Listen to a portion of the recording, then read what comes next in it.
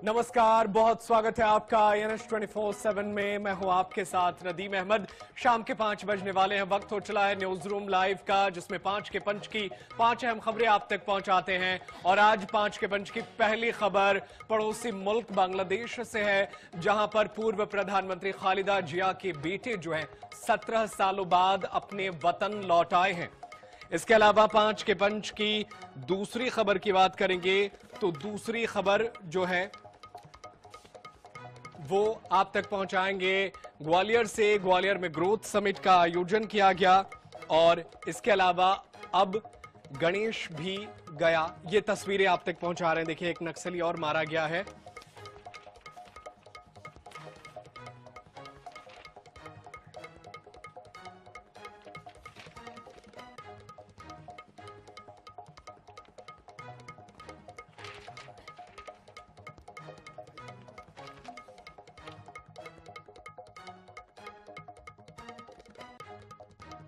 को अभुद्य Madhya Pradesh growth summit का आयोजन किया गया। इसके अलावा तीसरी खबर बीना से है। सागर जिले के बीना में आयोजित एक कार्यक्रम के दौरान उन्होंने मंच से कहा कि ताजमहल मूल रूप से एक मंदिर था। ये बातें कही है मध्य प्रदेश के मंत्री ने, ये भी अब वायरल हो रही है। इसके अलावा 5 के पंच की चौथी खबर ओडिशा से है। ओडिशा में सुरक्षा बलों ने माओवादी संगठन को करारा झटका दिया है। और इसके अलावा 5 के पंच की 5वीं खबर राजधानी रायपुर से है। अपराध का ग्राफ लगातार डराने वाली तस्वीर पेश कर रहा है।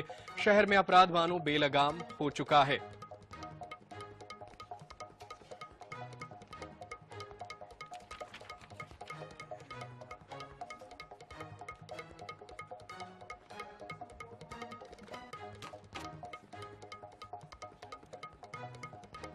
तो 5 के पंच की ये 5 खबरें आप तक पहुंचाएंगे। पहली खबर बांग्लादेश से है। इसके अलावा ग्वालियर की खबर है और इसके बाद आप तक बीना से तीसरी खबर पहुंचाएंगे, जहां पर मध्य प्रदेश के मंत्री ने एक ऐसा बयान दिया जिसकी वजह से वो सोशल मीडिया में वायरल हो रहे हैं।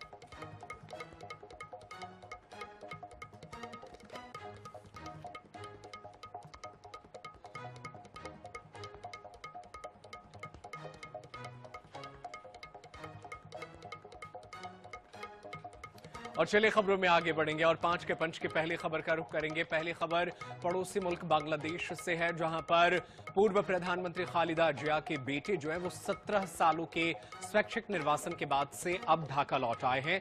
और उनका आना बांग्लादेश की सियासत के लिए ये बेहद अहम माना जा रहा है। कार्यवाहक अध्यक्ष हैं तारिक रहमान। 17 साल के बाद वो बांग्लादेश लौट आए।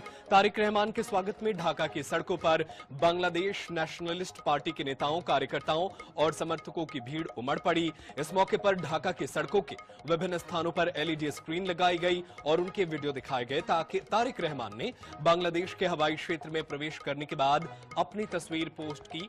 तारिक ने अपने फेसबुक पेज पर अपनी एक तस्वीर पोस्ट करते हुए लिखा कि 6314 लंबे दिनों के बाद बांग्लादेश के आसमान में उनका विमान सिलहट के उस्मानी हवाई अड्डे पर उतरा। वे बुधवार रात को लंदन के हिथरो हवाई अड्डे से देश के लिए रवाना हुए थे। ढाका में 300 फुट ऊंचे स्वागत स्थल पर हजारों लोगों ने उनका स्वागत किया। आपको बता दें कि तारिक रहमान को बांग्लादेश का अगला प्रधानमंत्री माना जा रहा है और तारिक रहमान भी अपनी मां खालिदा जिया की तरह ही अपने भारत विरोधी रुख के लिए जाने जाते हैं।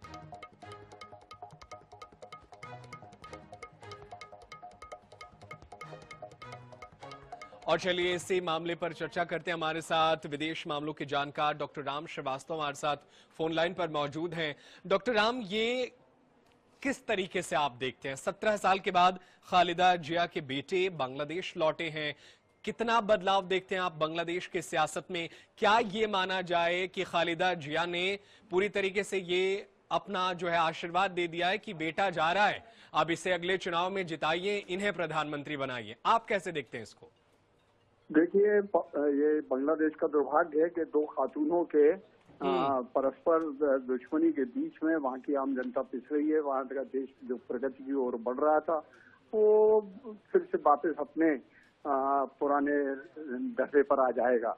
हकीकत में दो विचारधाराएं वहाँ है, एक तो जिया की है और दूसरी जो है शेख हसीना की है। शेख हसीना एक नरम दल का कहिएगा उनको, और विकासशील थी, लेकिन विदेशी षड्यंत्रों के चक्कर में फंस के दुनिया के कुछ ऐसे ताकतवर देश हैं जो उनका फायदा उठाकर वहाँ के जो द्वीप है उसको अपने कब्जे में करना चाहते थे, जिसके हसीना उसके लिए तैयार नहीं थी। बिल्कुल, हसीना उनके लिए तैयार नहीं है सर, ये तो चीजें नजर आती हैं। मोहम्मद यूनुस क्या इतनी आसानी से अपनी कुर्सी छोड़ने वाले हैं, और क्या माना जाए कि ये जो तारिक हैं खालिदा जिया के बेटे, इनके लिए राह आसान है क्या ढाका में? आसान तो नहीं है, लेकिन चूंकि इस समय उनको जमायते इस्लाम का जो समर्थन मिल रहा है, पाकिस्तान का बैकिंग मिल रहा है, इससे निश्चित रूप से हिंसा के बलबूते पर अब वो अपनी साख जमाने की कोशिश करेंगे। और जहां तक वर्तमान प्रभारी मुखिया का सवाल है, वो तो पपेट है अमेरिका के, निश्चित रूप से, क्योंकि उनको जो नोबेल पुरस्कार मिला है कोई ऐसे ही नहीं मिला है। और उन्होंने देश में आकर किया क्या है, सिवाय इसके कि अल्पसंख्यकों के ऊपर अत्याचार हो रहे हैं, अभी भी हो रहे हैं, खुलेआम हो रहे हैं। और जिस नेता को, छात्र नेता को उन्होंने किसी अज्ञात लोगों ने मार दिया, उसके मारने वालों को पकड़ नहीं पाया, उसका लांछन वो भारत पे लगा रहे हैं। इसका मतलब है साफ साफ कि ये जो जैन जी के जो नेता बनते थे वो भी इनके दुश्मन हैं, उनको आगे नहीं बढ़ने देंगे। और भविष्य में यहाँ पर अराजकता फैलेगी, निश्चित रूप से फैलेगी। और भारत विरोधी नीति अगर उन्होंने नहीं छोड़ी तो निश्चित मानिएगा, बिल्कुल, भारत विरोधी नीति बदलनी पड़ेगी, तभी जाकर के बांग्लादेश में शांति बेहतर स्थापित हो पाएगी। बहुत शुक्रिया डॉक्टर राम श्रीवास्तव हमारे साथ जुड़ने के लिए, इस पर चर्चा करने के लिए। तो बीएनपी के कार्यवाहक अध्यक्ष तारिक रहमान ढाका पहुंच चुके हैं। खालिदा जिया पूर्व प्रधानमंत्री के बेटे हैं, इन पर बड़ी जिम्मेदारी है, और अगले साल फरवरी में बांग्लादेश में चुनाव होने हैं। ऐसे में तारिक रहमान का यहां आना और चुनाव में हिस्सा लेना, वो भी पूरे 17 सालों के बाद बांग्लादेश आना, तो ये अपने आप में एक बड़ी घटना है। अब देखना होगा कि इसका असर जो है वो बांग्लादेश के सियासत पर क्या पड़ता है।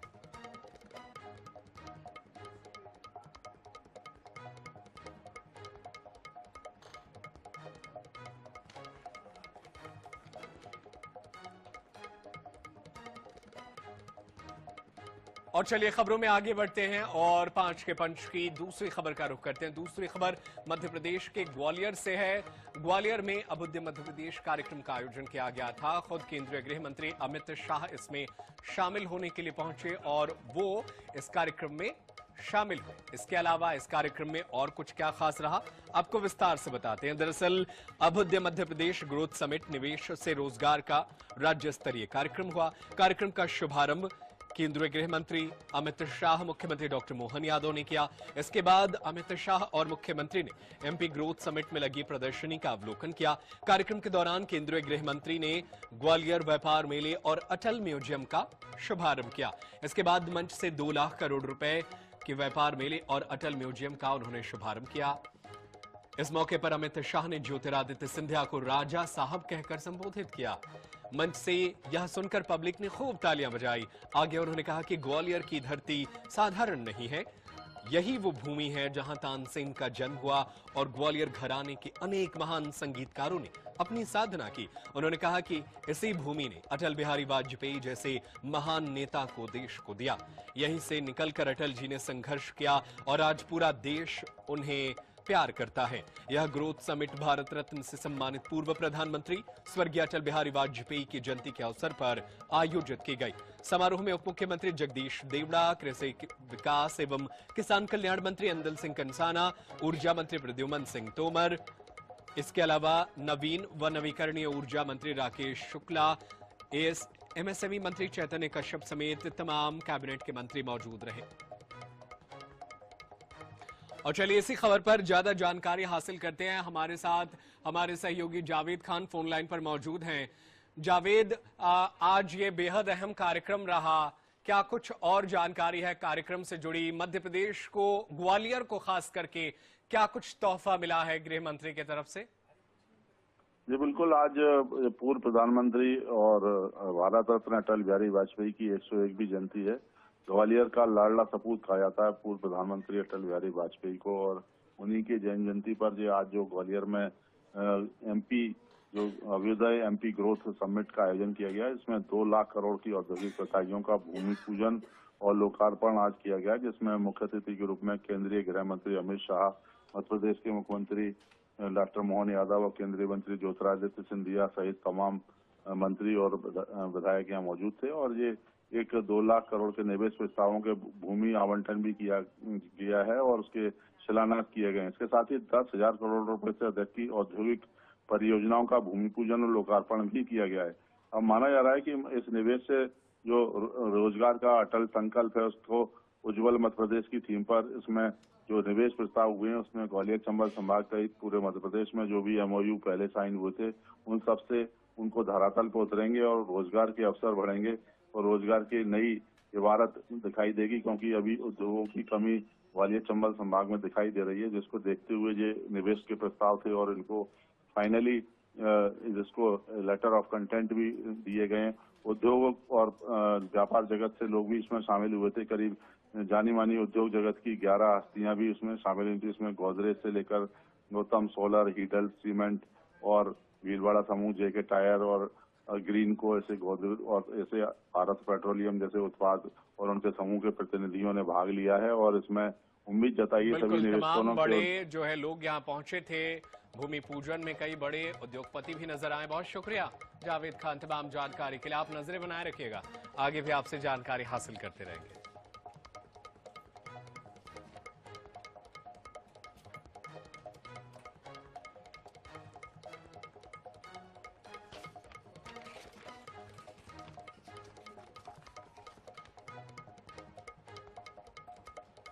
और चलिए खबरों में आगे बढ़ते हैं और 5 के पंच की तीसरी खबर का रुख करते हैं। तीसरी खबर मध्य प्रदेश के एक मंत्री से जुड़ी है। दरअसल मंत्री कैलाश विजयवर्गीय ने जो बयान दिया है उसके बाद से वो वायरल हो रहे हैं।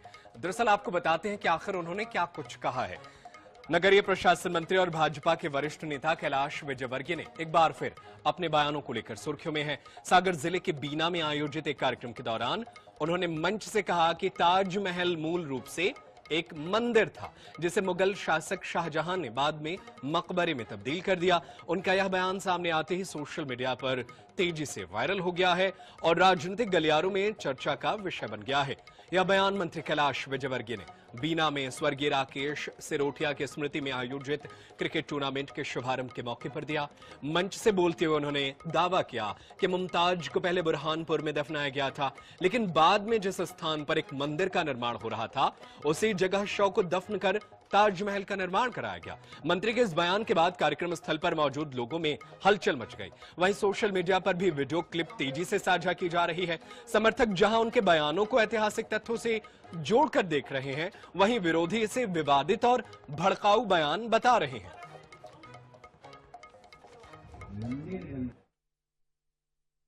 ब्रज में उन्होंने स्थान ढूंढा तो ये विशाल मंदिर बन रहा था, इसमें आके वहां से निकाल के उनकी कब्र में से और उनको मुमताज को वहां डाला।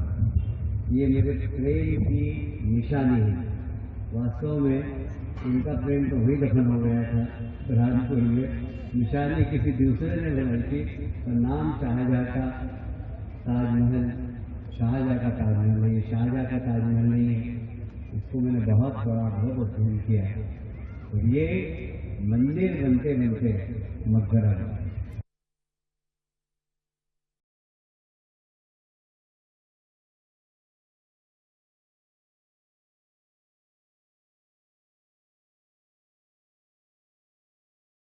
विवादों में घिरते नजर आ रहे हैं।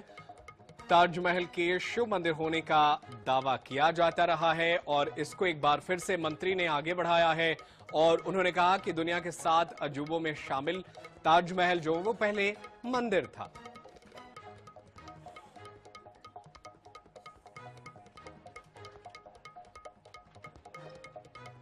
और चलिए इसी पर चर्चा करने के लिए हमारे साथ कांग्रेस के प्रवक्ता डॉक्टर सिम्पी अग्रवाल हमारे साथ जुड़ गई हैं। उनका रुख कर लेते हैं।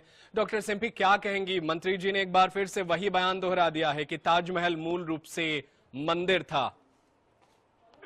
देखिए, ताजमहल एक विश्व प्रसिद्ध ऐतिहासिक स्मारक है और इलाहाबाद हाई कोर्ट हो चाहे माननीय सुप्रीम कोर्ट हो, वो बहुत स्पष्ट रूप से कह चुके हैं कि जो इतिहास है वो व्हाट्सएप यूनिवर्सिटी से नहीं चलता है बल्कि प्रमाणों से चलता है।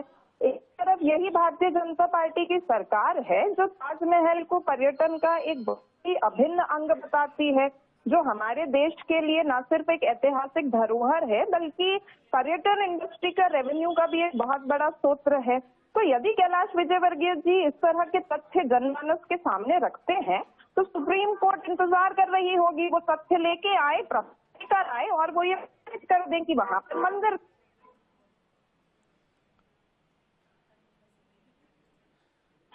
तो बिल्कुल वो इस तरीके की बातें कर रहे हैं, लेकिन मैडम बड़ा सवाल ये है ना कि ताजमहल को लेकर के देखिए मंदिर के दावों पर कई फिल्में भी बन चुकी हैं। इसके बाद से जब वो ऐसी बातें करते हैं तो उनके समर्थक कहते हैं कि हाँ ये जो है विवादित है, इसके बारे में जांच करानी चाहिए। देखिए, हमारा देश जो है वो लोकतांत्रिक है और वो संविधान से चलता है, नेताओं की बयानबाजी से तो चलता नहीं है। यदि आज कैलाश विजयवर्गीय जी किसी तरह की कोई टिप्पणी ताजमहल के ऊपर कर रहे हैं और अगर सिर्फ बयानों से ऐतिहासिक तथ्य बदल जाते हैं तो कल को कोई और भी इस तरह की टिप्पणी करेगा और देश की ऐतिहासिक संपत्तियों पर अपना आधिपत्य जो है वो प्रस्तावित करने लग जाएगा। लेकिन मैडम वो इतिहास को लेकर भी सवाल उठाते हैं, वो कहते हैं कि वामपंथियों ने इतिहास लिखा और दोनों बराबर नजरिए से नहीं लिखा है, एक तरफा लिख दिया है। देखिए, कैलाश विजयवर्गीय जी ने इतिहास को ठीक से पढ़ा नहीं है और वो जनता को दिग्भ्रमित करने के लिए वामपंथियों को बीच में ले आते हैं। हालांकि कैलाश विजयवर्गीय जी जो हैं वो वैसे भी प्रचारित हैं उलझुल बयानबाजी करने के लिए। जो असल मुद्दे हैं उनसे ध्यान भटकाने के लिए शायद कैलाश विजयवर्गीय जी ने ये फॉर्मूला इजाद कर रखा है, या फिर हाईकमान की नजरों में अपना रिपोर्ट कार्ड भरने के लिए वो इस तरह की टिप्पणियां करते रहते हैं। लेकिन देश उनके बयानों से नहीं चलता है, देश तथ्यों से चलता है। बिल्कुल, देश बयानबाजी से नहीं चलता है, कई बार चीजों को तथ्यों के साथ रखने पड़ते हैं। बहुत शुक्रिया डॉक्टर सिम्पी अग्रवाल हमारे साथ जुड़ने के लिए और इस पर चर्चा में हिस्सा लेने के लिए।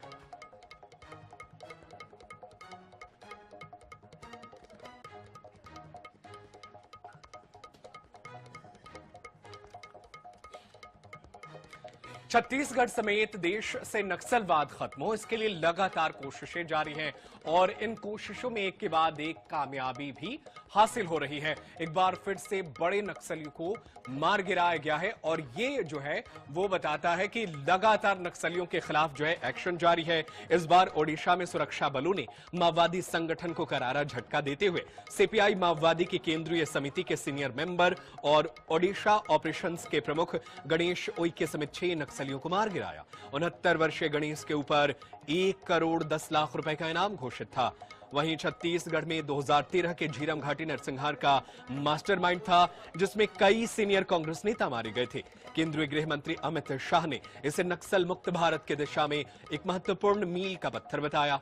सीमा सुरक्षा बल और केंद्रीय रिजर्व पुलिस बल की संयुक्त कार्रवाई में यह कामयाबी मिली है। और चलिए इसी खबर पर ज्यादा जानकारी हासिल करते हैं। हमारे साथ गणेश मिश्रा हमारे सहयोगी फोन लाइन पर मौजूद हैं। गणेश, ये बड़ी कामयाबी है कि एक और इनामी, करोड़ों का इनामी नक्सली मारा गया है। वहां की अभी मौजूदा सूरत हाल क्या है? क्या अभी भी ऑपरेशन जारी है? ज्यादा बताइए हमारे दर्शकों को। जी देखिए, उड़ीसा में आज जो मुठभेड़ हुआ है उसमें जो बड़ी कामयाबी जो मिली है वो गणेश उइके के तौर पर है। छत्तीसगढ़, मध्य प्रदेश, आंध्र, तेलंगाना और उड़ीसा, इन सभी जगह को देखें तो 1 करोड़ से अधिक का इनाम इस नक्सली नेता पर था। और गणेश उइके का मारा जाना कहीं ना कहीं देखिए बस्तर में वो काफी सक्रिय रहा है। बस्तर में उसने नक्सलवाद का विस्तार किया था, उसने कई जो है नक्सली उसने बनाए थे।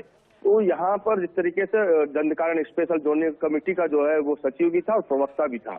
और गणेश उइके का मारा जाना कहीं ना कहीं दंडकारण्य क्षेत्र में नक्सलवाद के एक अध्याय का खात्मा है मान लीजिए, क्योंकि यहाँ पर जिस तरीके से गणेश उइके का नाम जब भी नक्सल संगठन के लिए आता है तो सबसे पहले यहाँ के जो युवा जो नक्सली पड़े हैं, जो आदिवासी युवाओं को नक्सली बनाया गया है, तो गणेश उइके का नाम बहुत बड़ा नाम है संगठन में।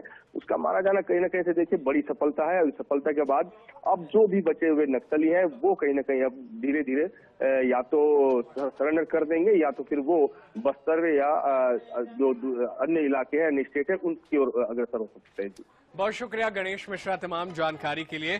आप नजरें बनाए रखिएगा, आगे भी आपसे जानकारी हासिल करते रहेंगे। तो ओडिशा में बड़ी कामयाबी मिली है और एक बार फिर से एक और करोड़ों का इनामी नक्सली मारा गया है।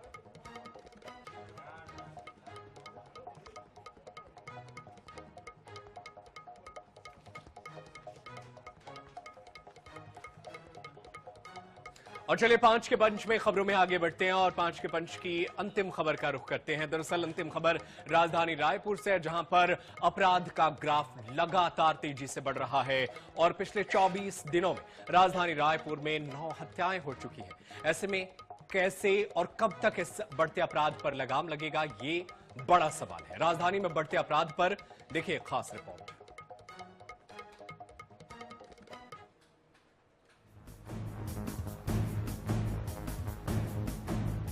रायपुर के विधानसभा थाना क्षेत्र में मंगलवार सुबह उस वक्त हड़कंप मच गया जब एक खेत में युवक की अधजली लाश मिली। युवक के सिर पर किसी भारी चीज से हमला किया गया था। हमले में उसकी मौके पर ही मौत हो गई। हत्या के बाद आरोपियों ने शव पर पेट्रोल डालकर उसे जलाने की कोशिश की ताकि मृतक की पहचान छिपाई जा सके। वहीं मंगलवार की रात रायपुर के ही कचना इलाके में युवक की हत्या कर दी गई। घटना सीसीटीवी फुटेज में भी सामने आई है। फुटेज में 2 लोग लड़ाई करते नजर आ रहे हैं, जिसमें सन्नी नाम के युवक ने दुर्गेश को चाकू मारते सीसीटीवी में कैद हो गया। दरअसल देर शाम शराब खरीदने और भट्टी पर ट्रैफिक जाम को लेकर दोनों के बीच बहस हुई थी, जो शराब पीने के बाद खूनी वारदात में तब्दील हो गई। बता दें कि राजधानी रायपुर में 24 दिन में 9 हत्याएं हो चुकी हैं। 1 दिसंबर उर्ला में फूल सिंह की चाकू मारकर हत्या। 14 दिसंबर नवापारा संतोष साहू के बेटे की हत्या। 16 दिसंबर आपसी विवाद में ललित यादव की हत्या। 17 दिसंबर खरोरा में लूट के दौरान शिव साहू की हत्या। 18 दिसंबर मोवा इलाके में दिनेश निषाद की चाकू मारकर हत्या। 21 दिसंबर उर्ला मिहिर खत्री की हत्या। 22 दिसंबर ब्लू वाटर खदान में सिर कटी लाश मिली। 23 दिसंबर विधानसभा थाना क्षेत्र में अधजली लाश मिली। 23 दिसंबर कचना इलाके में मामूली विवाद में युवक की हत्या।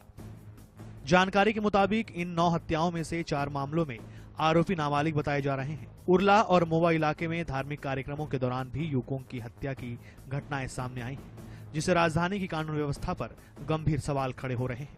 थाना माना अंतर्गत नकटी ग्राम के पास जो पुराना क्रेशर का एक खदान था, उसके गड्ढे में पानी भरा हुआ है, जिसको ब्लू वाटर के नाम से जाना जाता है। वहां पर एक व्यक्ति की एक मानव शरीर का धड़ मिला है। अभी कहा नहीं जा सकता कि वो महिला है या पुरुष है, लेकिन ऐसा लग रहा है कुछ बनावट के आधार पर कि पुरुष हो सकता है। एफएसएल की टीम इसमें जांच की है, उसका पीएम कराया गया है। पीएम से स्पष्ट होगा कि वह महिला है या पुरुष है। थाना विधानसभा अंतर्गत छपोरा के एक खेत में एक लगभग 25 से 30 वर्ष के युवक की एक बॉडी मिली है, जिसके सर पे कमर के पास चोट के निशान हैं। बॉडी संदिग्ध प्रतीत हो रही है, हो सकता है हत्या हो। सभी तथ्यों पर पुलिस जांच कर रही है। राजधानी में मर्डर के बढ़ते आंकड़े डराने वाले हैं। कई मामलों में न आरोपी पकड़े गए हैं और न ही मृतकों की पहचान हो पाई है। अब सवाल उठ रहे हैं कि क्या राजधानी वाकई सुरक्षित है। राजधानी रायपुर में क्राइम का ग्राफ लगातार बढ़ती जा रहा है। अपराधी शहर में बेलगाम हो चुके हैं। बीते 23 दिनों में राजधानी में 8 हत्या की घटना सामने आ चुकी है। कई घटनाओं में नाबालिगों के द्वारा महज मामूली विवाद में हत्या के मामले सामने आए हैं। वहीं कई ऐसे मामले जो अब भी अनसुलझे हैं। पुलिस के लिए भी हत्या की घटना को रोकना एक बड़ी चुनौती बन गया है। राजधानी में जिस कदर नशे का काला कारोबार बढ़ते जा रहा है, तो वहीं अब हत्या की घटनाएं भी बढ़ती ही जा रही हैं। कैमरा पर्सन रिजवान कुरैशी के साथ मोहम्मद सैन, न्यूज़ 24/7 रायपुर।